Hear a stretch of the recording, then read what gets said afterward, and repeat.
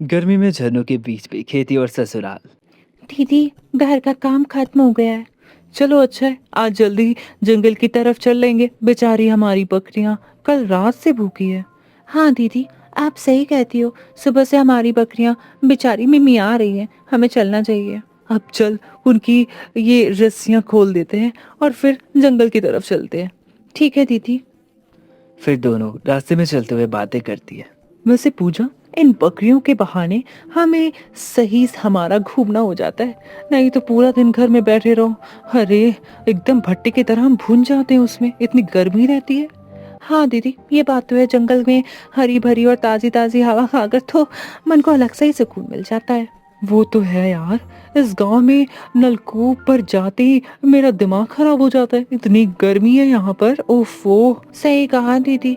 कल तो शीला हम दोनों के पीछे पड़ गई थी। हाँ, अगर हम जरा सा भी चुप होते तो हमें पानी ही नहीं मिल पाता। हाँ, इस गांव में सब के सब अपनी मनमानियां करते रहते हैं। पता नहीं क्या है। क्या करे दीदी, ये दिक्कतों वाला गांव है। यहाँ पर हर इंसान को दिक्कत है। मैं तो पागल ही हो गई हूँ। हर वक्त पानी की समस्या होती रहती है। पूरे गांव में एक ही नलकूप है। अब उसमें भी एक समय तक ही पानी आता है। अब इसमें अगर सभी लोग पानी मिल जाए वही बहुत बड़ी बात है, वरना सब घर में प्यासे बैठे रहेंगे। लो, जंगल भी आ गया। अब बकरियों को छोड़ देते थोड़ी देर, ये भी अपने मन से चर लेंगे, इनका भी पेट भर जाएगा। ठीक है, चलो फिर हम दोनों उस पेड़ के नीचे जाकर बैठ जाते, ताज़ी ताज़ी हवा खाते। मेरा तो दिमाग खराब हो रहा है यहाँ पर। ठीक है चलो। हाँ, जगह साफ कर लेना। अब दोनों उस पेड़ के पास बैठकर घंटों भर बातें करते, अपने घर की परेशानियों के बारे में सारी बातें करती। जब उन्हें लगने लगता है कि अब उन्हें घर चलना चाहिए तो वो जल्दी से अपनी बकरियों को ढूंढना शुरू करती हैं। दो बकरियां तो मिल गई। हे भगवान दीदी, तीसरी बकरी कहाँ है? जरा आगे पीछे थोड़ा हिल के देखो। हमारी काली वाली बकरी तो दिख ही नहीं रही है। अब ये कहाँ जा सकती है? चल पूजा, जल्दी ढूंढते हैं। यही कहीं होगी। हाँ, तीनों तरफ से अच्छे से देख लो।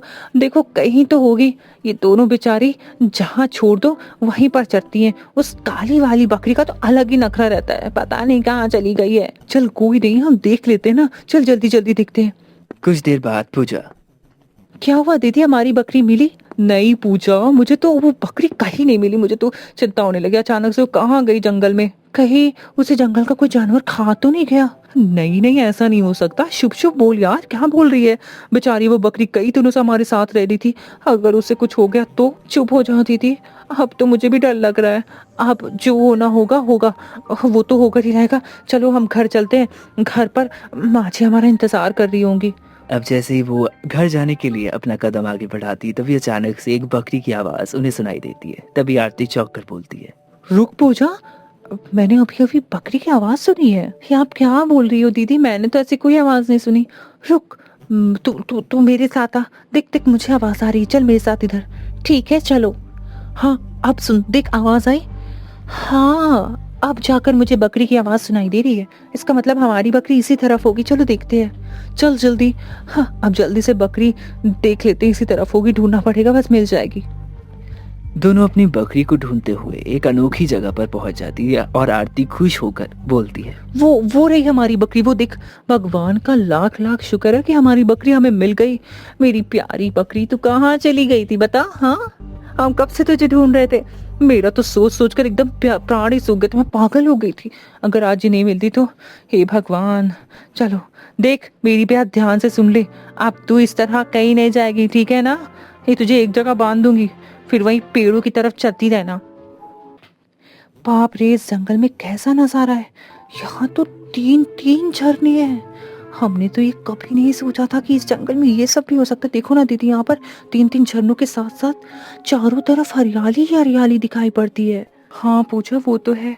वही तो मैं भी देख रही हूँ। वाकई ये जगह बहुत ज्यादा खूबसूरत है। जरा सोच कर देखो दीदी, अगर हमारा घर भी यहाँ पर होता तो कितना मजा आता। सब कुछ मिल सकता था यहाँ पर। हाँ पूजा, तो सही कह रही है। यहाँ पर तो पानी की भी कोई कमी नहीं है। चारों तरफ हरियाली है। और तो और यहाँ पर खेती करना बहुत अच्छा होगा। देख कितनी अच्छी जमीन है यहाँ पर। दीदी, क्यों ना एक बार हम यहाँ पर बस ही जाएं। हम यहाँ पर अपनी झोपड़ी बनाकर रह सकते हैं। आप बताओ, इस बारे में क्या सोचती हो आप? सच बोलूं तो मेरे और तुम्हारे सोचने से कुछ भी नहीं होगा। अगर हमें यहाँ पर रहना है तो सबसे पहले पापा जी को बताओ, फिर उसके बाद अपने पतियों की राय लेनी होगी। हाँ, अगर सभी लोग मान जाएं तभी हम यहाँ पर रहने का सोच सकते हैं। कुछ देर बाद वो दोनों घर जाकर घर वालों को सभी बातें बताती हैं, लेकिन परिवार वालों की तरफ से मना कर दिया जाता है। अब सवाल ये था कि क्या जीवन भर उनका परिवार उस गांव की तकलीफों को झेलेगा? आगे चलकर उनके साथ ऐसा क्या हुआ कि उन्हें मजबूरन झरने की तरफ रुख करना पड़ा? झरने के पास रहते हुए ऐसी कौन कौन सी घटनाएं हुई जिसने पूरे घर वालों को डरा कर रख दिया? क्या वो लोग फिर से गांव की तरफ लौटेंगी या फिर वहीं बस जाएंगी? दोनों बहुओं ने आखिर ककड़ी, पानी का साग और अन्य खेती के साथ सिंघाड़े की रोटी कैसे बना डाली? इन सभी सवालों के जवाब जानने के लिए चलिए फ्लैशबैक में चलते हैं। उठ जा पूजा, हमें जल्दी से पानी लेने चलना है, नहीं तो फिर नलकूप में पास में लंबी लाइन लग जाएगी। उठ, अरे उठ जा।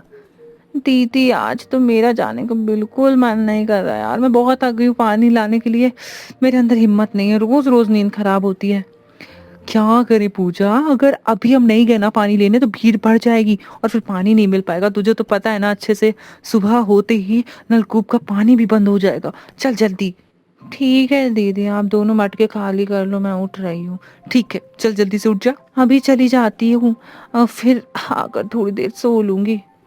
कुछ देर बाद वो दोनों पानी लेने चले जाती है। वहां पर बहसबाजी करने के बाद आखिरकार उन्हें पानी मिल जाता है और फिर वो दोनों घर लौट आती हैं। दीदी अब मैं थोड़ी देर सो लेती हूँ, अब मुझे कुछ देर तक कुछ मत कहना, मैं बस अभी सोने जा रही हूँ। ठीक है, तू अपनी नींद पूरी कर ले जा।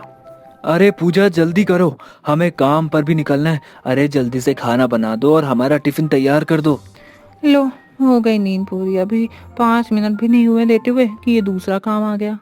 क्या करे पूजा, अब हर काम भी तो करना जरूरी है ना, अब क्या कर सकते। इन्हें और देवर जी को सुबह के काम पर भी तो जाना होता है, तो उनको खाना भी देना ही पड़ेगा। हाँ, क्या करे। अब चल खाने की तैयारी शुरू करते हैं। इस तरह पूजा और आरती चूल्हे पर सब्जी रोटी बनाने लगती। कुछ देर बाद प्रेम और अमित भी काम के लिए निकल जाते। दोनों भाइयों को काम पर बहुत कम मजदूरी मिलती थी, जिसके चलते वह ठीक से परिवार को खाना पानी भी पूर्ति नहीं कर पाते थे। इसी के चलते पूरे परिवार में सभी लोगों को कुपोषण का शिकार हो जाता है। एक दिन दोनों बहुएं चूल्हे के लिए लकड़ियां लेने के लिए जंगल के पास जाती हैं। तभी आरती बोलती है, पूजा आज हम लकड़ियां लेने जंगल में दूसरी तरफ चलेंगे और ज्यादा से ज्यादा लकड़ियां लेकर आएंगे, ताकि कुछ दिन तक ना हमें जंगल जाना ही ना पड़े।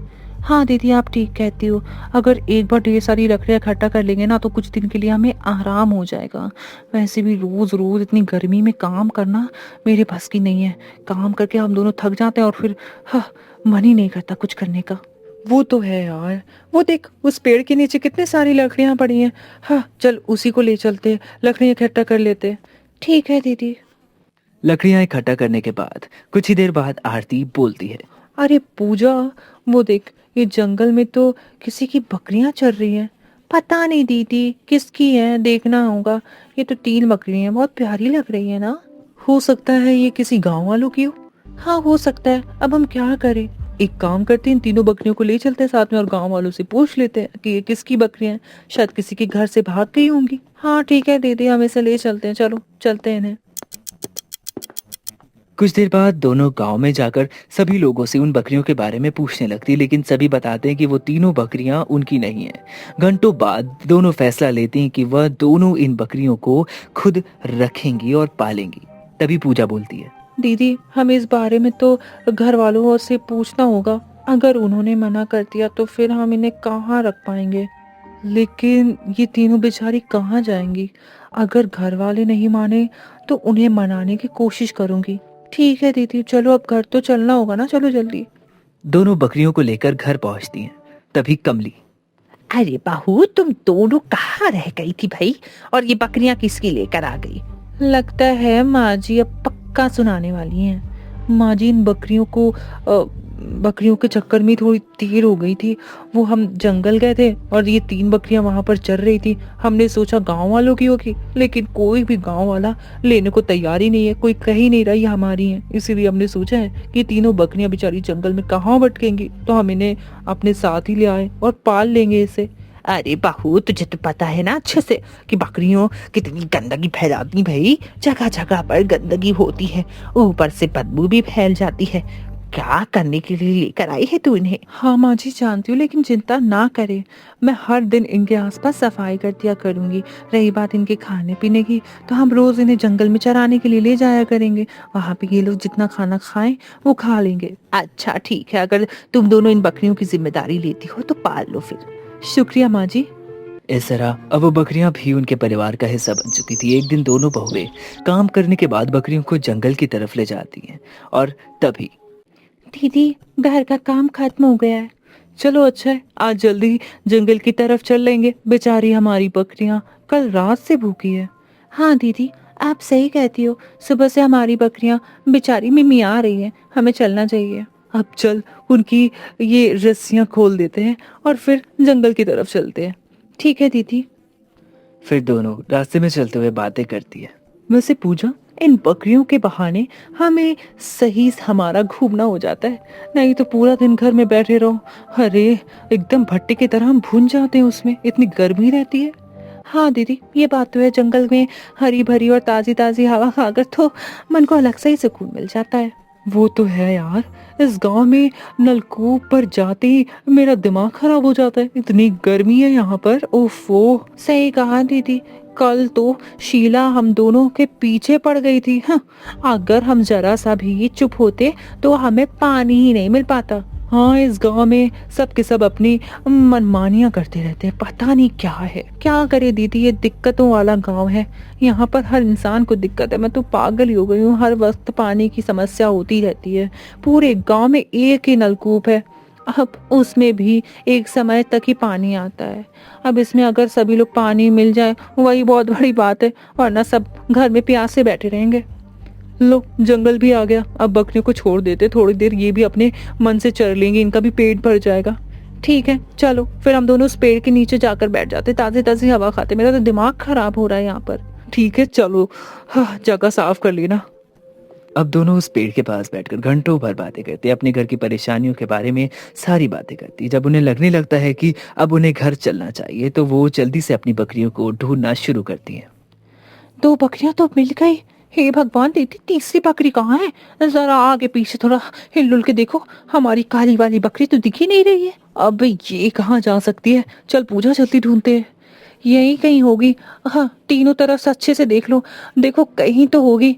ये दोनों बेचारी जहाँ छोड़ दो वहीं पर चढ़ती हैं। उस काली वाली बकरी का तो अलग ही नखरा रहता है, पता नहीं कहाँ चली गई है। चल कोई नहीं, हम देख लेते हैं ना, चल जल्दी जल्दी देखते हैं। कुछ देर बाद पूजा, क्या हुआ दीदी, हमारी बकरी मिली? नहीं पूजा, मुझे तो वो बकरी कहीं नहीं मिली। मुझे तो चिंता होने लगी, अचानक से वो कहाँ गई जंगल में? कहीं उसे जंगल का कोई जानवर खा तो नहीं गया? नहीं नहीं, ऐसा नहीं हो सकता। शुभ शुभ बोल यार, क्या बोल रही है? बेचारी वो बकरी कई दिनों से हमारे साथ रह रही थी, अगर उसे कुछ हो गया तो? चुप हो जाती थी। अब तो मुझे भी डर लग रहा है। अब जो होना होगा होगा, वो तो होकर ही रहेगा। चलो हम घर चलते हैं, घर पर माँ जी हमारा इंतजार कर रही होंगी। अब जैसे ही वो घर जाने के लिए अपना कदम आगे बढ़ाती है तभी अचानक से एक बकरी की आवाज उन्हें सुनाई देती है। तभी आरती चौंक कर बोलती है, रुक पूजा, मैंने अभी अभी बकरी की आवाज सुनी है। ये आप क्या बोल रही हो दीदी? मैंने तो ऐसी कोई आवाज नहीं सुनी। रुक, तू तू तू मेरे साथ आ, देख देख मुझे आवाज आ रही है, चल मेरे साथ इधर। ठीक है चलो। हाँ, अब सुन, देख आवाज आई। हाँ, अब जाकर मुझे बकरी की आवाज सुनाई दे रही है, इसका मतलब हमारी बकरी इसी तरफ होगी। चलो देखते हैं, चल जल्दी। हाँ, अब जल्दी से बकरी देख लेते हैं, इसी तरफ होगी, ढूंढना पड़ेगा, बस मिल जाएगी। दोनों अपनी बकरी को ढूंढते हुए एक अनोखी जगह पर पहुंच जाती है और आरती खुश होकर बोलती है, वो रही हमारी बकरी, वो देख। भगवान का लाख लाख शुक्र है कि हमारी बकरी हमें मिल गई। मेरी प्यारी बकरी, तू कहाँ चली गई थी बता? हाँ, हम कब से तुझे ढूंढ रहे थे। मेरा तो सोच सोच कर एकदम प्राण ही सूख गए थे, मैं पागल हो गई थी। अगर आज ही नहीं मिलती तो, हे भगवान। चलो देख, मेरी बात ध्यान से सुन ले, अब तू इस तरह कहीं नहीं जाएगी, ठीक है ना? ये तुझे एक जगह बांध दूंगी, फिर वहीं पेड़ों की तरफ चलती रहना। बाप रे, इस जंगल में कैसा नजारा है! यहाँ तो तीन तीन झरने हैं। हमने तो ये कभी नहीं सोचा था कि इस जंगल में ये सब भी हो सकता है। देखो ना दीदी, यहाँ पर तीन तीन झरनों के साथ साथ चारों तरफ हरियाली ही हरियाली दिखाई पड़ती है। हाँ पूछो, वो तो है, वही तो मैं भी देख रही हूँ। वाकई ये जगह बहुत ज्यादा खूबसूरत है। ज़रा सोच कर देखो दीदी, अगर हमारा घर भी यहाँ पर होता तो कितना मज़ा आता, सब कुछ मिल सकता था यहाँ पर। हाँ, पूजा तो सही कह रही है, यहाँ पर तो पानी की भी कोई कमी नहीं है, चारों तरफ हरियाली है। और तो और यहाँ पर खेती करना बहुत अच्छा होगा, देख कितनी अच्छी ज़मीन है यहाँ पर। दीदी, क्यों ना एक बार हम यहाँ पर बस ही जाएँ? हम यहाँ पर अपनी झोपड़ी बनाकर रह सकते हैं। आप बताओ, इस बारे में क्या सोचती हो आप? सच बोलूं तो मेरे और तुम्हारे सोचने से कुछ भी नहीं होगा। अगर हमें यहाँ पर रहना है तो सबसे पहले पापा जी को बताओ, फिर उसके बाद अपने पतियों की राय लेनी होगी। हाँ, अगर सभी लोग मान जाएं तभी हम यहाँ पर रहने का सोच सकते हैं। कुछ ही देर बाद वह दोनों अपनी बकरियों को लेकर घर पहुंच जाती है। शाम को जब सभी लोग घर में इकट्ठा होते हैं तो आरती इस झरने की बात छेड़ती है। माँ जी, आज हमने जंगल में एक जगह पर 3 झरने एक साथ देखे। वहां पर पानी की कोई भी कमी नहीं है, और तो और चारों तरफ हरियाली हरियाली है। हो सकता है बहू, हो सकता है, इसमें ऐसी कौन सी बड़ी बात है। माँ जी, यहाँ गांव में हमें बहुत दिक्कतों का सामना करना पड़ता है। अगर उस झरने के पास हम बस जाएं तो हमारी कई दिक्कतें खत्म हो सकती हैं। नहीं बहू, जंगल में ऐसी जगह पर रहना खतरे से खाली नहीं है, तो क्या बोल रही है? और तो और हाँ, अगर हम वहाँ पर रह भी जाते हैं तो हमारा बहुत सारा समय खराब होगा। हमें काम पर जाना आना भी तो रहता है। अरे घंटों का समय लग जाएगा। हाँ भाभी और भैया सही कहते हैं। हम इतनी दूर कैसे रहने जाएंगे, मुझे तो समझ नहीं आ रहा। जब बच्चों को ही दिक्कत होगी तो फिर हमारा वहां पर जाने का क्या फायदा होगा। इस तरह दोनों बहुओं के ख्वाब टूट जाते हैं, लेकिन वह दोनों कभी कभी झरने के पास आया करती थी। एक दिन प्रेम और अमित दोनों जब काम से घर आते तो वह दोनों निराश होते। यह देखकर जगदीश उनसे बात करने की कोशिश करता है। क्या हुआ प्रेम, तुम दोनों इतना उदास क्यों लग रहे हो, कोई बात है क्या? हाँ पिताजी, वो मालिक ने काम से हमारी छुट्टी कर दी। अरे लेकिन क्यों, ऐसा भी क्या हो गया, क्या हुआ आखिर, तुम्हारी क्यों छुट्टी कर दी उन्होंने? कुछ नहीं पिताजी, हाँ बस उनका व्यापार में थोड़ा छोटा मोटा बस घाटा होने लगा है, तो उन्होंने कई सारे मजदूरों को निकाल दिया। अब तो बस गिने चुने मजदूर ही वहाँ काम कर रहे हैं। ये तो बहुत ही गलत बात है। हे भगवान, तुम लोगों का भला करे। दोनों बेटों का काम छूट जाने के बाद पूरा परिवार चिंता में डूब जाता है। समय बीतता रहता है और घर के हालात दिन प्रतिदिन बदतर होते जा रहे थे। एक दिन प्रेम आरती से पूछता है, अरे सुनो, तुमने एक दिन झरने की बात की थी ना, क्या हम सब वहाँ पर जा सकते हैं? हाँ, क्यों नहीं। मैं और पूछा कभी कभी वहां पर जाते रहते हैं। हमने तो वहां पर कई बार जगह देखी है जहां पर हम रहकर कुछ फल और सब्जियों की खेती भी कर सकते हैं। और तो और वहां का तापमान बहुत ठंडा है। मैं सोच रहा था कि हम गांव छोड़कर वहीं बस जाएं। अब घर में सभी लोगों ने मिलकर फैसला लिया और झरने की तरफ रवाना हो गए। सबसे पहले उन्होंने रहने के लिए झोपड़ी बनाई और खाने पीने के लिए जंगल में फलों का इंतजाम किया। कल तो हम पूरी तरह से थक गए थे, इसी वजह से हम लोगों ने यह जगह ठीक से नहीं देखी, लेकिन आज इस जगह को देखकर सच में बहुत अच्छा लग रहा है। हाँ भैया, आप बिल्कुल सही कह रहे हैं। यहाँ देखो कितनी ठंड लग रही है। यहाँ बहुत बहते हुए झरने हैं, देखो देखो कितना पानी है। यहाँ पर बहुत ठंड रहती है। अब अच्छा लग रहा है यहाँ पर हमारे खाने की पूर्ति भी हो जाएगी और आराम भी हो सकता है। हम इस जंगल में केले, आम और सेब खाकर अपनी भूख को भी मिटा सकते हैं। हाँ भैया, वो तो है। अच्छा भैया, अब हम झोपड़ी को ठीक करने का काम कर लेते हैं। कल झोपड़ी बनाते समय पीछे का हिस्सा सही से सेट नहीं हुआ था, तो हम इस काम को भी जल्दी से निपटा लेते हैं। हाँ ठीक है, चलो जल्दी से इस काम को जल्दी से करते हैं। दीदी, आप रोटियां बना लो, मैं जरा झरने के पास से पानी लेकर आती हूँ। ठीक है, लेकिन संभाल कर जाना। हर दिन हम साथ जाया करते थे, लेकिन आज तो अकेली जा रही है ना, तो अपना ध्यान रखना। ठीक है दीदी, मैं ध्यान से जाऊंगी, थोड़ी देर में आ जाऊंगी। अब पूजा झरने के पास पानी लेने चली जाती, लेकिन तभी उसका पैर फिसल जाता है और वो पानी में गिर जाती है और वह घबराकर चिल्लाने लगती है। तभी अमित चिल्लाते हुए वहां आता है। अरे ये तो किसी की चिल्लाने की आवाज लग रही है। हाँ अमित, चल चल चल कर देखते हैं, लगता है कोई मुसीबत में है। फिर दोनों झरने के पास पहुंचते, तभी अमित घबरा कर देखता है। हे भगवान, तुम्हें क्या हो गया? भैया आप यहीं रुको, मैं पानी में जाकर उसे बाहर निकालता हूँ।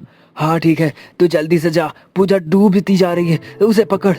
कड़ी मेहनत करने के बाद आखिरकार अमित पूजा को पानी से बाहर निकालता है। फिर वह सभी लोग घर आ जाते हैं। जब सभी को पूजा के बारे में पता चलता है तो सभी लोग बहुत चिंतित होते हैं। पूजा, ये सब कैसे हो गया? मैंने तुझे बोला था ध्यान से जाना। दीदी, वो अचानक से मेरा पैर फिसल गया। फिसलना? हे भगवान, ये फिसलन की वजह से तो किसी को भी खतरा हो सकता है। हम एक काम करते हैं, यहाँ पर एक बड़ा सा पाइप का जुगाड़ करते हैं और उसके एक हिस्से का एक एल्बो लगाकर ऊपर से नीचे गिराते हैं, इसके तरफ सेट कर देते हैं। जब हमें पानी चाहिए होगा तो हम उस पाइप को झरने के नीचे सरका देंगे। इससे हमें पाइप के दूसरे हिस्से में पानी आने लगेगा। पानी लेने के बाद हम फिर से पाइप को अपनी तरफ सरका लेंगे, जिससे पाइप सुरक्षित रहेगा। एक दिन दोनों बहुएं झरने के पास घूम रही होती हैं। तभी उन्हें झरने के किनारे एक पौधा दिखाई देता है। तभी आरती बोलती है, वो देखो पूजा, वहां पर देखो पानी वाला साग उगा हुआ है। हाँ दीदी, यहाँ पर तो ककड़ी और सिंघाड़े भी दिखाई दे रहे हैं। अरे हाँ पूजा, अब तो हमारी सब्जी रोटी का जुगाड़ भी हो गया। सब्जी रोटी का जुगाड़? वो कैसे? पूजा, हम सिंघाड़े की और ककड़ी की स्वादिष्ट सब्जी बना सकते हैं। वो तो ठीक है, लेकिन रोटी कैसे? बताती हूँ। हम इस सिंघाड़े को धूप में सुखाकर इसके छिलके हटा देंगे, अंदर का हिस्सा पत्थर से पीस कर आटा बना सकते हैं और फिर हमारी रोटियां तैयार हो जाएंगी। फिर तो हम ककड़ी और सिंघाड़े की खेती भी कर सकते हैं। बस ककड़ी और सिंघाड़े ही क्यों, हम मिर्च, टमाटर, लहसुन और प्याज, इन सभी की खेती कर सकते हैं यहाँ पर। इस तरह से सभी लोग मिलकर झरने के पास से खेती करना शुरू करते हैं। वाह, हमने तो कभी नहीं सोचा था कि ककड़ी की भी हम सब्जी बना सकते हैं।